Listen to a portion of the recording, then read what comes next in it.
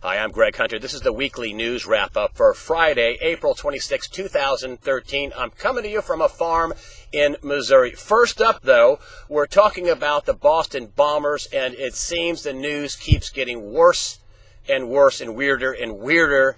It's now reported that Russia had tried to warn the U.S. multiple times about the Tsarnaev brothers, particularly the older Tsarnaev that got killed in a shootout with the police. The reason why the FBI says it didn't act on it is because they didn't think there was a threat. Now lawmakers try to figure out what went wrong and how to fix it. But what is wrong with our intelligence community and our FBI? This seems eerily familiar with what happened with 9/11. They knew they were learning how to fly planes into buildings and they didn't act on it. Next up, Defense Secretary Chuck Hagel seems to have green-lighted Israel to attack both Iran and Syria. First up, Iran. He says they are in complete agreement on policy about Iran's nuclear ambitions. And Hagel is going to green-light more sales of things like refueling aircraft to carry off any kind of attack on Iran. In other news, he seems to also have green-lighted Israel to attack Syria and attack Syrian forces, in Syria and also in Lebanon in case they are trying to take, heavy-duty weapons into Lebanon. And it looks like the situation in the Middle East is only getting worse. I'm telling you, we're going to all wake up one day and wish we filled our cars up. It'll be a world at war. Next up, Stampede into gold and silver. I'll tell you, this idea to drop gold down, the worst, drop in more than 30 years. Well, if the short sellers wanted to scare people out of gold, it backfired. There's a stampede into physical metal. Gold and silver, both in short supply, both record numbers of sales at the U.S. Mint. The Mint ran out of 10th-ounce coins. Silver is in even shorter supply. And I'll tell you something else that's in short supply.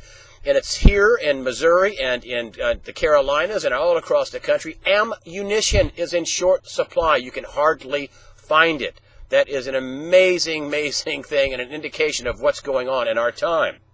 John Corzine is being sued by the bankruptcy trustee handling the MF Global bankruptcy, Louis Freeh. He's suing Corzine and said the reason why the whole thing went under is because of Corzine's reckless trades and lack of supervision. We'll see how much he can get out of the top executives, including John Corzine with the MF Global bankruptcy. It went bankrupt on Halloween 2011.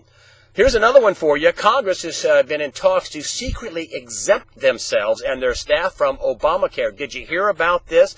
This is supposed to be such a great thing for the nation and Congress. The folks that passed it want to exempt themselves from it. Well, I guess the talks aren't so secret any longer, and if they pass an exemption for themselves, then the whole Congress ought to be thrown out, throw those bums out for passing this thing that they don't even want in the first place. This is unbelievable. I suspect after this thing starts getting implemented in 2014, the economy is going to really take a Mexican cliff dive into a very shallow pond. And finally, I want to talk to you about the drought going on here in Missouri. Well, behind me, this lake, it was 7 or 8 feet low. I mean, it was a 2-acre lake that turned into a 1-acre lake not 6 months ago. Now it's plumb full, water running out of the overflow pipe.